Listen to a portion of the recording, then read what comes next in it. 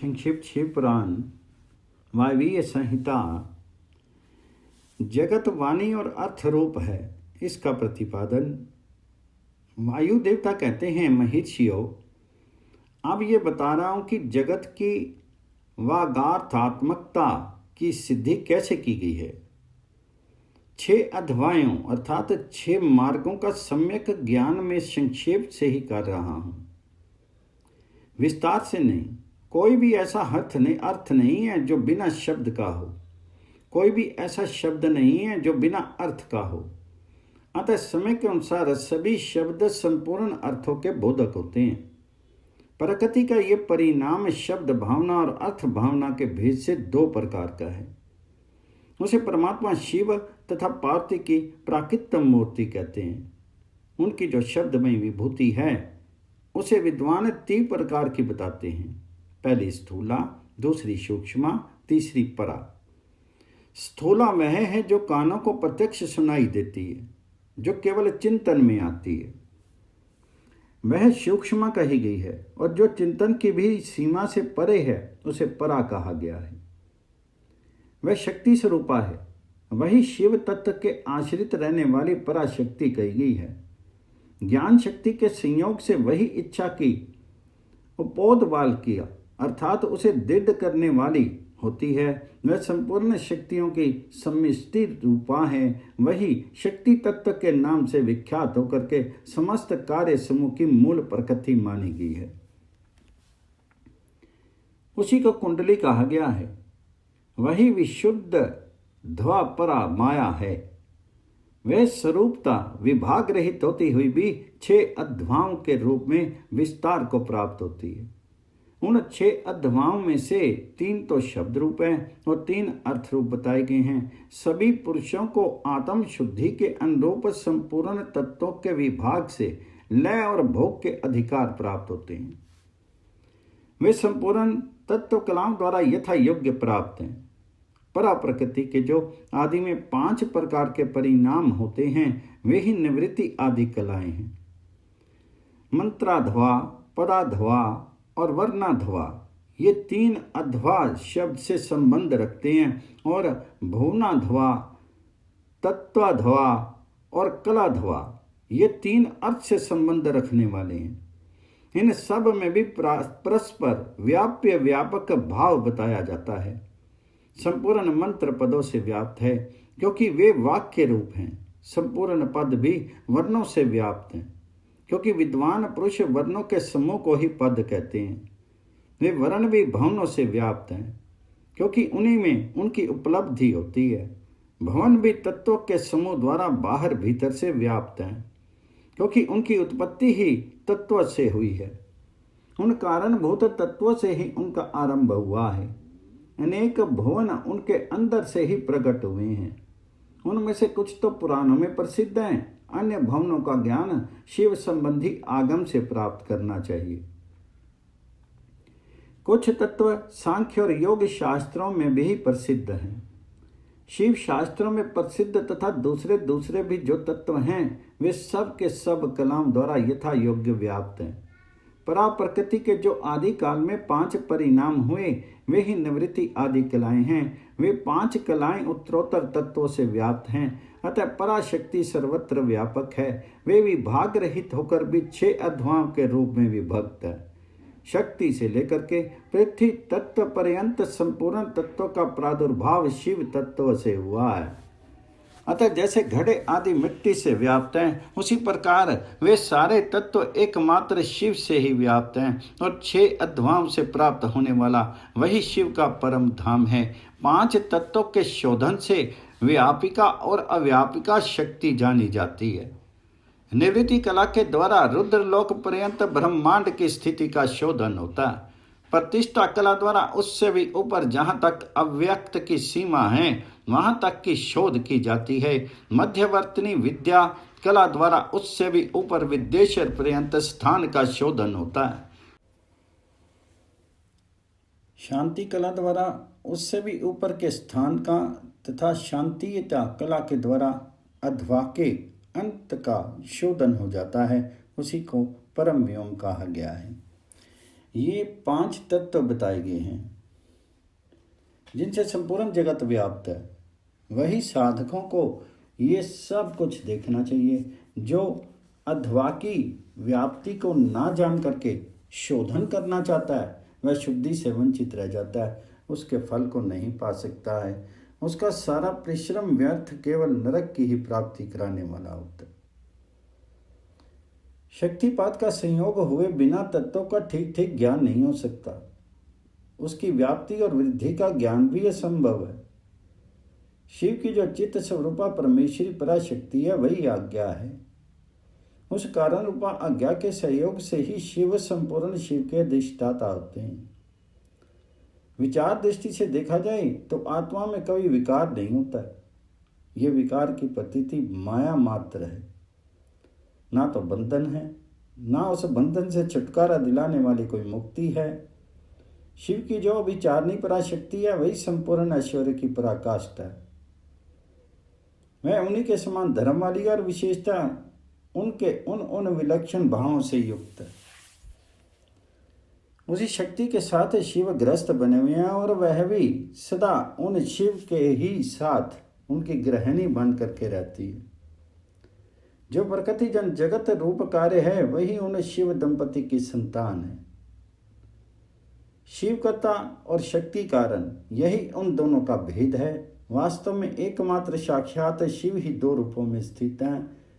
कुछ लोगों का कहना है कि स्त्री और पुरुष रूप में ही इनका भेद है। अन्य लोग कहते हैं कि पराशक्ति शिव में नित्य सम्मिलित है। जैसे प्रभा सूर्य से भिन्न नहीं है, उसी प्रकार चित्त स्वरूपणी पराशक्ति शिव से अभिन्न हो ही है। यही सिद्धांत है। अतः शिव परम कारण है, उसकी आज्ञा ही परमेश्वरी है। उसी से प्रेरित होकर के शिव की अविनाशी मूल प्रकृति कार्य भेद से महामाया, माया और त्रिगुणात्मिका प्रकृति इन तीनों रूपों में स्थित होकर के 6 अध्वाओं का प्रकट करती है। वह 6 प्रकार का अध्वा वागार्थ में है, वही संपूर्ण जगत के रूप में स्थित है। सभी शास्त्र समूह इसी भाव का विस्तार से प्रतिपादन करते हैं। अध्याय 29 पूर्ण। 30वें अध्याय में ऋषियों के प्रश्न का उत्तर देते हुए वायुदेव के द्वारा शिव के स्वतंत्र एवं सर्व अनुग्राहक स्वरूप का प्रतिपादन। तंत्र ऋषियों ने कई कारण दिखा करके पूछा, वायुदेव यदि शिव सदा शांत भाव से रहकर ही सब पर अनुग्रह करते हैं तो सबकी अभिलाषाओं को एक साथ ही पूर्ण क्यों नहीं कर देते? जो सब कुछ करने में समर्थ होगा वह सबको एक साथ ही बंधन मुक्त क्यों नहीं कर सकेगा? यदि कहें अनादिकाल की से चले आने वाले सबके विचित्र कर्म अलग अलग हैं, अतः सबको एक समान फल नहीं मिल सकता, तो यह ठीक नहीं है, क्योंकि कर्मों की विचित्रता भी यहाँ नियामक नहीं हो सकती है। कारण कि वे कर्म ही भी ईश्वर के कराने से ही होते हैं। इस विषय में बहुत कहने से क्या लाभ। उपयुक्त रूप से विभिन्न युक्तियों द्वारा फैलाई गई नास्तिकता जिस प्रकार से शीघ्र ही निवृत्त हो जाए वैसा उपदेश दीजिए। वायु देवता ने कहा, ब्राह्मणों, आप लोगों ने युक्तियों से प्रेरित होकर के जो संशय उपस्थित किया है वह उचित ही है, क्योंकि किसी बात को जानने की इच्छा अथवा तत्व ज्ञान के लिए उठाया गया प्रश्न साधु बुद्धि वाले पुरुषों में नास्तिकता का उत्पादन नहीं कर सकता। मैं इस विषय में ऐसा प्रमाण प्रस्तुत करूंगा जो सत्पुरुषों के मोह को दूर करने वाला है। असत पुरुषों का जो अन्यथा भाव होता है उससे प्रभु शिव की कृपा का अभाव है, कारण है। परिपूर्ण परमात्मा शिव के पास अनुग्रह के बिना कुछ भी कर्तव्य नहीं है, ऐसा निश्चय किया गया है। पर अनुग्रह कर्म में स्वभाव ही पर्याप्त समर्थ है, अन्यथा निस्वभाव पुरुष किसी पर भी अनुग्रह नहीं कर सकता। पशु और पाश रूप सारा जगत ही पर कहा गया है। वह अनुग्रह का पात्र है। पर को अनुग्रहित करने के लिए पति की आज्ञा का समन्वय आवश्यक है। पति आज्ञा देने वाला है, वही सदा सब पर अनुग्रह करता है। उस अनुग्रह के लिए ही आज्ञा रूप अर्थ को स्वीकार करने पर शिव परतंत्र कैसे कहे जा सकते हैं। अनुग्राहक की अपेक्षा न रख करके कोई भी अनुग्रह सिद्ध नहीं हो सकता। अतः स्वतंत्र शब्द के अर्थ की अपेक्षा न रखना ही अनुग्रह का लक्षण है। जो अनुग्रह है वह परतंत्र माना जाता है, क्योंकि पति के अनुग्रह के बिना उसे भोग और मोक्ष की प्राप्ति नहीं होती। जो मुत्यात्मा है वे ही अनुग्रह के पात्र हैं, क्योंकि उनसे भी शिव की आज्ञा की निवृत्ति नहीं होती। वह भी शिव की आज्ञा से बाहर नहीं है। यहाँ कोई ऐसी वस्तु नहीं है जो शिव की आज्ञा के अधीन ना हो। सकल सगुण व साकार होने पर भी जिसके द्वारा हमें निष्कल निर्गुण या निराकार शिव की प्राप्ति होती है, उस मूर्ति या लिंग के रूप में साक्षात शिव ही विराज रहे हैं। वह शिव की मूर्ति है। ये बात तो उपचार से कही जाती है। जो साक्षात निष्कल तथा परम कारण रूप शिव हैं, वे किसी के द्वारा भी साकार अनुभाव से उपलक्षित नहीं होते, ऐसी बात नहीं है। यहाँ प्रमाणगम्य होना उनके स्वभाव का उत्पादक नहीं है। प्रमाण तथा प्रतीक मात्र से अपेक्षा बुद्धि का उदय नहीं होता। वह परम तत्व के उपलक्षण मात्र हैं, इसके सिवा उनका और कोई अभिप्राय नहीं है। कोई ना कोई मूर्ति ही आत्मा का साक्षात्कार उपलक्षण होती है। शिव की मूर्ति है, इस कथन का अभिप्राय यह है कि उस मूर्ति के रूप में परम शिव विराजमान है। मूर्ति उनका उपलक्षण है। जैसे काष्ठ आदि आलंबन का आश्रय लिए बिना केवल अग्नि कहीं उपलब्ध नहीं होती, उसी प्रकार शिव भी मूर्ति आत्मा में आरूढ़ हुए बिना उपलब्ध नहीं होते। यही वस्तु स्थिति है। जैसे किसी से ये कहने पर कि तुम आग ले आओ, उसके द्वारा जलती हुई लकड़ी आदि के सिवा साक्षात अग्नि नहीं लाई जाती। उसी प्रकार शिव का पूजन भी मूर्ति रूप में ही हो सकता है, अन्यथा नहीं। इसलिए पूजा आदि में मूर्ति आत्मा की परिकल्पना होती है, क्योंकि मूर्ति आत्मा के प्रति जो कुछ किया जाता है वह साक्षात शिव के प्रति किया ही माना गया है। लिंग आदि में विशेषता अर्चा विग्रह में जो पूजन कृत्य होता है वह भगवान शिव का ही पूजन है।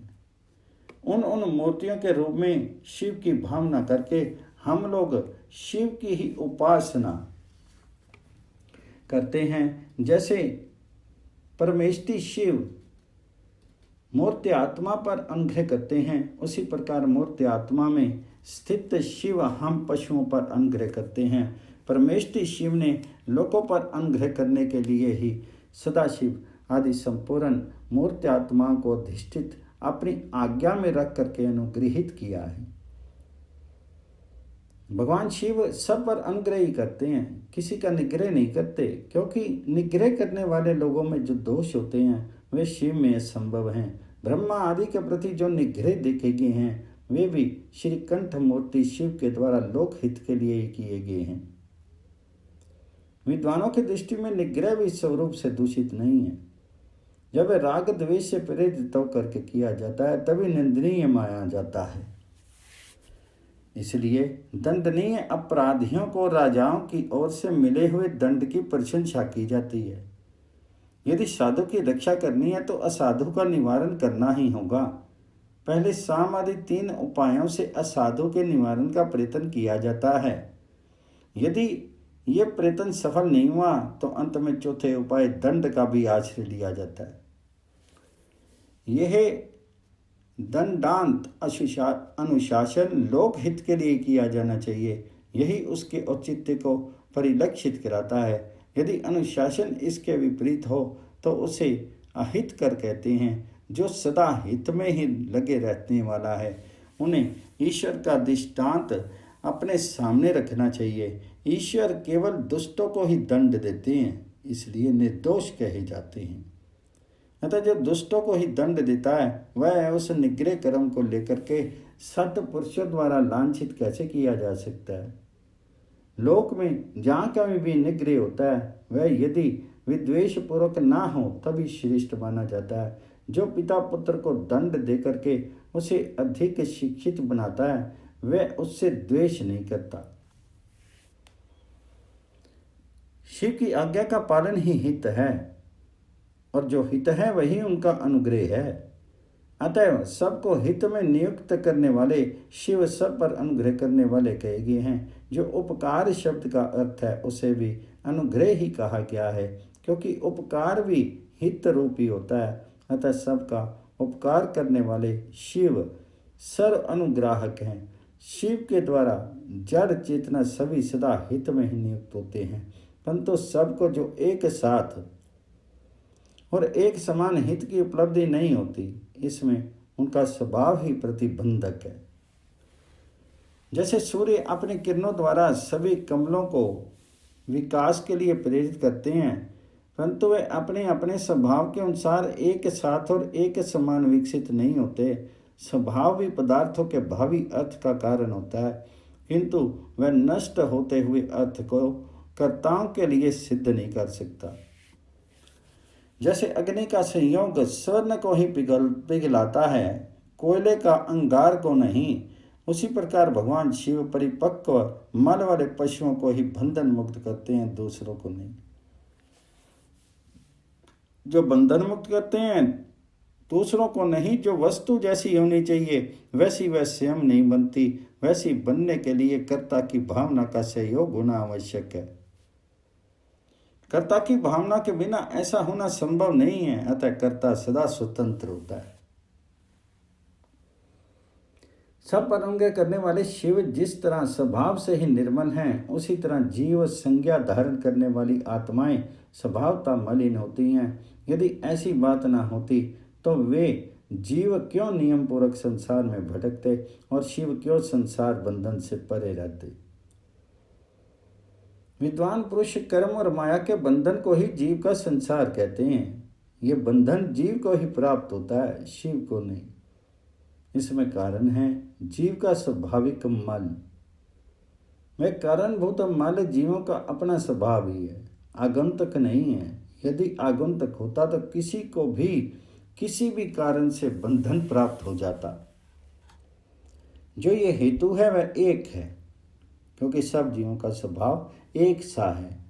यद्यपि सब में एक सा आत्म भाव है, तो भी मल के परिपाक और अपरिपाक के कारण कुछ जीव बाध्य हैं और कुछ बंधन से मुक्त हैं। बाध्य जीवों में भी कुछ लोग लय और भोग के अधिकार के अनुसार उत्कृष्ट और निष्कृष्ट होकर के ज्ञान और ऐश्वर्य आदि की विषमता को प्राप्त होते हैं। अर्थात कुछ लोग अधिक ज्ञान और ऐश्वर्य से युक्त होते हैं तथा कुछ लोग कम। कोई मूर्त आत्मा होते हैं और कोई साक्षात शिव के समीप विचरने वाले होते हैं।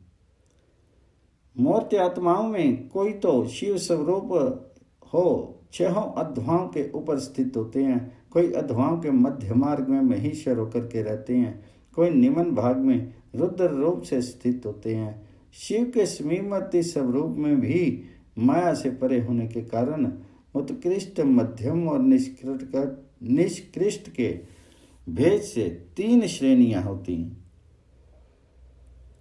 वहां निम्न स्थान में आत्मा की स्थिति है, मध्यम स्थान में अंतरात्मा की स्थिति है, और जो सबसे उत्कृष्ट श्रेणी का स्थान है उसमें परमात्मा की स्थिति है। यही क्रमशः ब्रह्मा, विष्णु और महेश्वर कहलाते हैं। कोई वसु जीव परमात्म पद का आश्रय लेने वाले होते हैं, कोई अंतरात्मा पद पर और आत्म पद पर प्रतिष्ठित होते हैं। भगवान शिव जो अनायास ही समस्त पशुओं को बंधन से मुक्त करने में समर्थ हैं, फिर वे उन्हें बंधन में डाले रख करके क्यों दुख देते हैं। यहाँ ऐसा विचार या संदेह नहीं करना चाहिए, क्योंकि सारा संसार दुख रूप ही है। ऐसा विचारवानों का निश्चित सिद्धांत है, जो स्वभावतः दुख में है वह दुख रहित कैसे हो सकता है। स्वभाव में उलट फेर नहीं हो सकता। वैद्य की दवा से रोग अरोग नहीं होता, वह रोग पीड़ित मनुष्य का अपनी दवा से सुखपूर्वक उद्धार कर देता है। इसी प्रकार जो स्वभावतः मलिन और स्वभाव से ही दुखी है, उन पशुओं को अपनी आज्ञा रूपी औषधि देकर के शिव दुख से छुड़ा लेते हैं।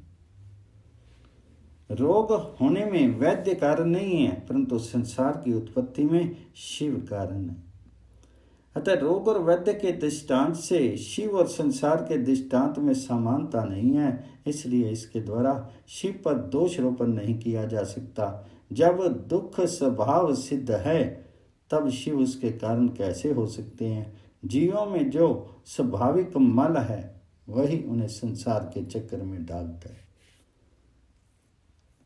संसार का कारण भूत जो मल अचेतन माया आदि है, वह शिव का सानिध्य प्राप्त किए बिना स्वयं चेष्टाशील नहीं हो सकता। जैसे चुंबक मणि लोहे का सानिध्य पा करके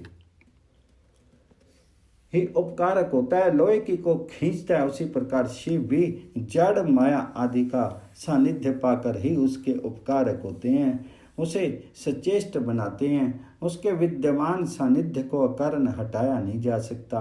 अतः जगत के लिए जो सदा अज्ञात है, वह शिव ही इसके अधिष्ठाता हैं। शिव के बिना कोई भी प्रवृत्त चेष्टाशील नहीं होता, उसकी आज्ञा के बिना एक पत्ता भी नहीं हिलता।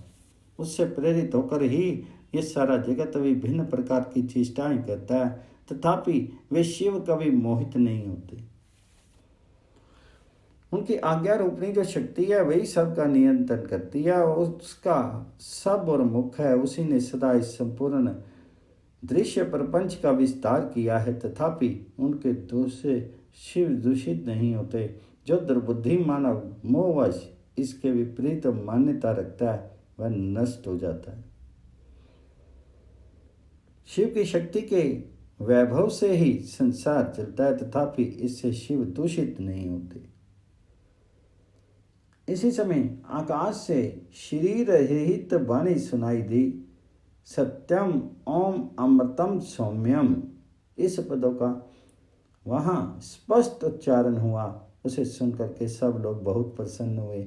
उनके समस्त संशयों का निवारण हो गया तथा उन मुनियों ने विस्मित होकर के प्रभु पवन देव की प्रार्थना की। इस प्रकार उन मुनियों को संदेह रहित करके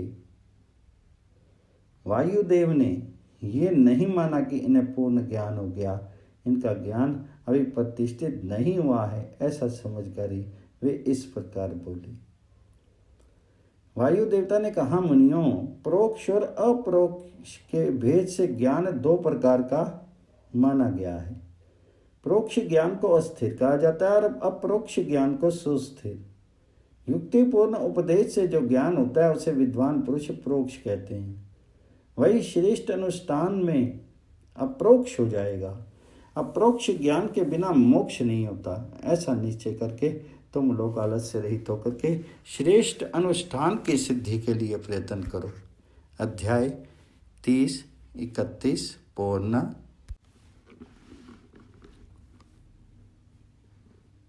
संक्षिप्त शिव पुराण वायवीय संहिता में अध्याय 32 परम धर्म का प्रतिपादन, शैव आगम के अनुसार पाशुपत ज्ञान तथा उसके साधनों का वर्णन। ऋषियों ने पूछा, वायुदेव, वह कौन सा श्रेष्ठ अनुष्ठान है जो मोक्ष स्वरूप ज्ञान को अप्रोक्ष कर देता है? उसको और उसके साधनों को आज हमें बताने की कृपा करें। वायु ने कहा, भगवान शिव का बताया हुआ जो परम धर्म है, उसी को श्रेष्ठ अनुष्ठान कहा गया है। उसके सिद्ध होने पर साक्षात मोक्षदायक शिव अप्रोक्ष हो जाते हैं। परम धर्म पांचों पर्वों के कारण क्रमशः 5 प्रकार का जानना चाहिए। उन पर्वों के नाम हैं क्रिया, तप, जप, ध्यान और ज्ञान। ये उत्तरोत्तर श्रेष्ठ है। उन उत्कृष्ट साधनों से सिद्ध हुए धर्म परम धर्म माना गया है, जहाँ परोक्ष ज्ञान भी अप्रोक्ष ज्ञान होकर के मोक्षदायक होता है। वैदिक धर्म दो प्रकार के बताए गए हैं, परम और अपरम। धर्म शब्द से प्रतिपाद्य अर्थ में हमारे लिए श्रुति ही प्रमाण है। योग पर्यंत जो परम धर्म है वह श्रुतियों के शिरोभूत उपनिषद में वर्णित है, और जो अपरम धर्म है वह उनकी अपेक्षा नीचे श्रुति के मुख्य भाग से अर्थात संहिता मंत्रों द्वारा प्रतिपादित हुआ है, जिसमें पशु बद्ध जीवों का अधिकार नहीं। वह वेदांत वर्णित धर्म परम धर्म माना गया है। उससे भिन्न जो यज्ञ याग आदि हैं उनमें सबका अधिकार होने से वह साधारण या अपरम धर्म कहलाता है। जो अपरम धर्म है वही परम धर्म का साधन है। धर्मशास्त्र आदि के द्वारा उसका सम्यक रूप से विस्तार पूर्वक सांगोपांग निरूपण हुआ है। भगवान शिव के द्वारा प्रतिपादित जो परम धर्म है उसी का नाम श्रेष्ठ अनुष्ठान है। इतिहास और पुराणों द्वारा उसका किसी प्रकार विस्तार हुआ है, परंतु शैव शास्त्रों द्वारा उसके निविस्तार का सांगोपांग निरूपण किया गया है। वही उसके स्वरूप का सम्यक रूप से प्रतिपादन हुआ है। साथ ही उसके संस्कार और अधिकार भी सम्यक रूप से विस्तार पूर्वक बताए गए हैं। शैव आगम के दो वेद हैं, श्रोत और अश्रोत। जो श्रुति के सार तत्व से संपन्न हैं वे श्रोत हैं, जो स्वतंत्र हैं वे अश्रोत माने गए हैं। स्वतंत्र शैव आगम पहले 10 प्रकार का था, फिर 18 प्रकार का हुआ। वह कायिका आदि संज्ञाओं से सिद्ध होकर के सिद्धांत नाम धारण करता है। श्रुति सार में जो शैव शास्त्र है उसका विस्तार 100 करोड़ श्लोकों में किया गया है। उसी में उत्कृष्ट पाशुपत व्रत और पाशुपत ज्ञान का वर्णन किया गया है। युग युग में होने वाले शिष्यों को उसका उपदेश देने के लिए भगवान शिव स्वयं ही योग आचार्य रूप से जहां तहां अवतीर्ण होकर के उसकी प्रशंसा करो। इस शैव शास्त्र को संक्षिप्त करके उसके सिद्धांत का प्रवचन करने वाले मुख्यतः 4 महर्षि हैं, रुरु, दधीच, अगस्त और महायशस्वी उपमन्यु। उन्हें संहिताओं का प्रवर्तक पाशुपत जानना चाहिए। उनकी संतान परंपरा में सैकड़ों हजारों गुरुजन हो चुके हैं। पाशुपत सिद्धांत में जो परम धर्म बताया गया है वह चर्या आदि 4 पादों के कारण 4 प्रकार का माना गया है। उन्हें चारों में जो पाशुपत योग है वह दृढ़तापूर्वक शिव का साक्षात्कार कराने वाला है, इसलिए पाशुपत योग ही श्रेष्ठ अनुष्ठान माना गया है। उसमें भी ब्रह्मा जी ने जो उपाय बताया है उसका वर्तमान किया जाता है, उसका वर्णन किया जाता है। भगवान शिव के द्वारा परिकल्पित जो नाम अष्टक में योग है उसके द्वारा सहसा शैवी प्रज्ञा का उदय होता है। उस प्रज्ञा द्वारा पुरुष शीघ्र ही सुस्थिर परम ज्ञान प्राप्त कर लेता है, जिसके हृदय में वह ज्ञान प्रतिष्ठित हो जाता है। उसके ऊपर भगवान शिव प्रसन्न होते हैं। उनके परम कृपा प्रसाद से वह परम योग सिद्ध होता है, जो शिव का अपरोक्ष दर्शन कराता है। शिव के अपरोक्ष ज्ञान से संसार बंधन का कारण दूर हो जाता है। इस प्रकार संसार से मुक्त हुआ पुरुष शिव के समान हो जाता है। यही ब्रह्मा जी का बताया हुआ उपाय है, उसी का पृथक वर्णन करते हैं। शिव, महेश्वर, रुद्र, विष्णु, पिता में ब्रह्मा, संसार, वैद्य, सर्वज्ञ और परमात्मा, ये मुख्यतः 8 नाम हैं। ये 8 मुख्य नाम शिव के प्रतिपादक हैं।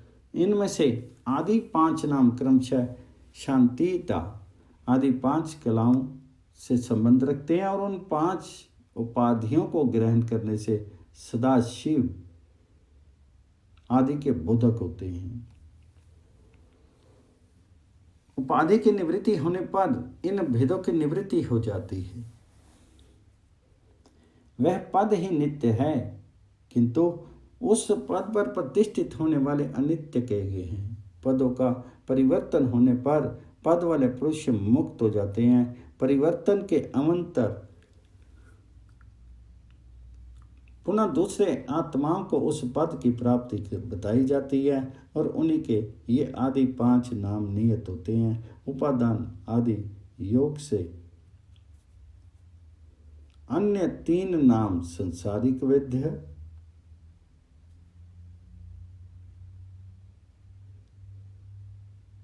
सर्वज्ञ और परमात्मा भी त्रिविध उपाधि का प्रतिपादन करते हुए शिव में ही अनुगत होते हैं।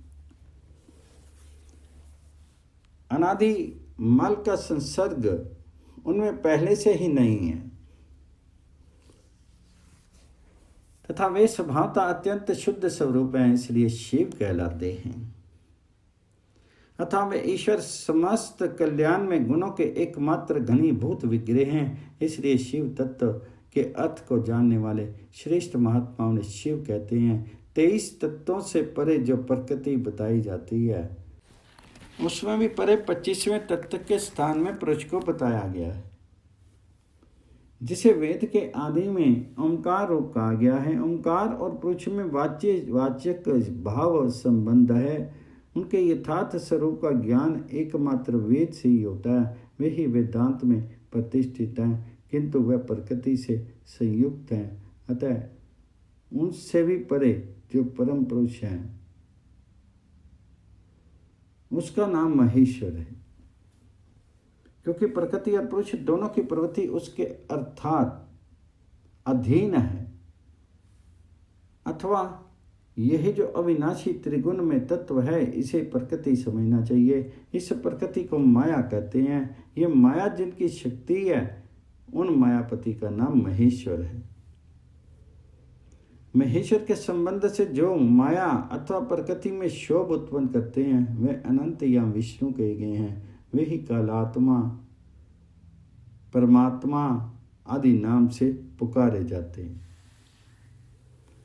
उन्हीं को स्थूल और सूक्ष्म रूप भी कहा गया है। दुख अथवा दुख के हेतु का नाम सत्य है। जो प्रभु उनका द्रावण करते हैं उसे मार भगाते हैं, उस परम कारण शिव को साधु पुरुष रुद्र कहते हैं। कला काल आदि तत्वों से लेकर के भूतों में पृथ्वी पर्यंत जो 36 तत्व हैं उन्हीं से शरीर बनता है। उस शरीर इंद्रिय आदि में जो तंद्रा रहित होकर के व्यापक रूप से स्थित है वह भगवान शिव रुद्र कहे गए हैं। जगत के पिता रूप जो मूर्त आत्मा हैं उन सब के पिता के रूप में भगवान शिव विराजमान हैं, इसलिए वे पिता में कहे गए हैं। जैसे रोगों के निदान को जानने वाला वैद्य तद अनुकूल उपायों द्वारा दवाओं से रोग को दूर कर देता है, उसी तरह ईश्वर लय योग अधिकार से सदा जड़ मूल सहित संसार रोग की निवृत्ति करते हैं। अतः संपूर्ण तत्वों के ज्ञाता विद्वान उन्हें संसार वैद्य कहते हैं।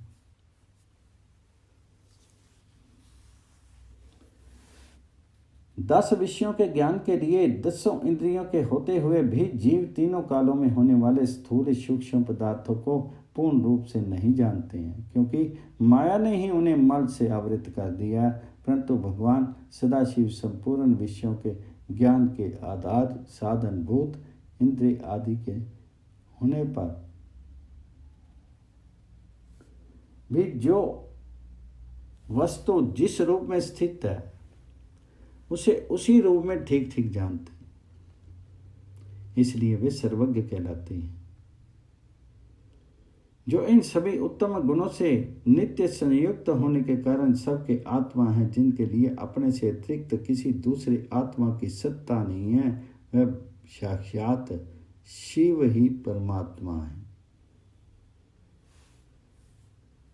आचार्य की कृपा से इन 8 नामों का अर्थ सहित उपदेश पा करके शिव आदि 5 नामों द्वारा निवृत्ति आदि 5 कलाओं की ग्रंथि का क्रमशः छेदन और गुण के अनुसार शोधन करके गुणित उद्घात युक्त और अनिरुद्ध प्राणों द्वारा हृदय कंठ तालु भूमध्य और भ्रमरंध्र से युक्त पुर्यष्टक का भेदन करके सुषुम्ना नाड़ी द्वारा अपने आत्मा को सहस्त्रार चक्र के भीतर ले जाएं। उनका शुभ वर्ण है, वह तरुण सूर्य के सदृश रक्त वर्ण केसर के द्वारा रंजित और अधोमुख है। उसके 50 दलों में अ से लेकर के श तक सबिंदु अक्षर कार्निका के बीच में गोलाकार चंद्रमंडल है। ये चंद्रमंडल छत्राकार में स्थित है। उसने एक उधरमुख 10 कमल को आवृत कर रखा है। उस कमल की कर्णिका में विद्युत सदृश अकथ आदि त्रिकोण यंत्र हैं। उस यंत्र के चारों ओर सुधा सागर होने के कारण वह मणिद्वीप के आकार में हो गया है। उस द्वीप के मध्य भाग में मणिपीठ है। उसके बीच में नाद बिंदु के द्वारा हंस पीठ है। उस पर परम शिव विराजते हैं। उक्त चंद्र मंडल के ऊपर शिव के तेज में अपने आत्मा को संयुक्त करें। इस प्रकार जीव को शिव में लीन करके शाक्त अमृत वर्षा के द्वारा अपने शीर के अभिषिक्त होने की भावना करे। तत्पश्चात अमृत में विघ्रे वाले अपने आत्मा को ब्रह्मरंध्र से उतार करके हृदय में 12 कमल के भीतर स्थित चंद्रमा से परे श्वेत कमल पर नारीश्वर रूप में विराजमान मनोहर आकृति वाले निर्मल देव भक्त वत्सल महादेव शंकर का चिंतन करें। उनकी अंकांति शुद्ध स्फटिक मणि के समान उज्जवल है। वे शीतल प्रभा से युक्त और प्रसन्न हैं। इस प्रकार मन ही मन ध्यान करके शांत चित्त हुआ मनुष्य शिव के 8 नामों द्वारा ही भाव में पुण्यों से उनकी पूजा करे। पूजन के अंत में पुनः प्राणायाम करके चित्त को भली भांति एकाग्र रखते हुए शिव नाम अष्टक का जप करे। फिर भावना द्वारा नाभि में 8 आहुतियों का हवन करके पूर्ण आहुति एवं नमस्कार पूर्वक 8 फूल चढ़ा करके अंतिम अर्चना पूरी करके चुल्लू में लिए हुए जल की भांति अपने आप को शिव के चरणों में समर्पित कर दे।